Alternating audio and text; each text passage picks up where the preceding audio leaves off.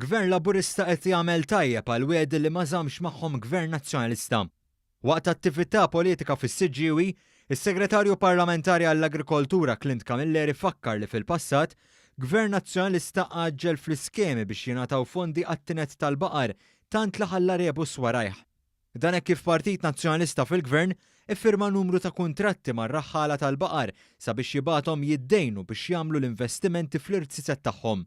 Il-kuntratti kienu ġew firmati u dan ftit ukoll qabel l-elezzjoni ġenerali tal-2008 u dik ta' 13. U r-raħħala iddejnu l-eluf mal-banek fuq il-premessa li l-nof l-ispejjeż kienu sar jitħallsu mbagħad mill-gvern tal-ġurnata. Minkejja snin li għaddew, il-Partit Nazzjonalista ma onorax il-kuntratti li firmu stess. Biex kellu jkun Gvern Laburista sabiex ir-raħħala kollha involuti f'din l-iskema, jingħatalhom dak li kien ġimwiet lilhom. Ħalla 70 raħħal għal rieħu.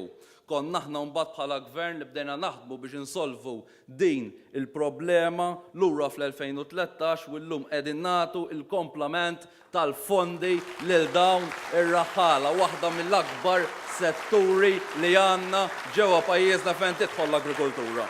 Is-Segretarju Parlamentari Camilleri spjega kif ir-raħħala ddejnu l-mijiet tal-eluf mal-banek u baqgħu b'xiber imnieħer f'xifer ta' falliment. Fi kliem Camilleri, din is-sitwazzjoni turi kemm il-Partit Nazzjonalista mhux vera għandu għal qalbu s-settur tal-agrikoltura u ma jista' qatt ikun kredibbli mal-bdiewa u r-raħħala Maltin.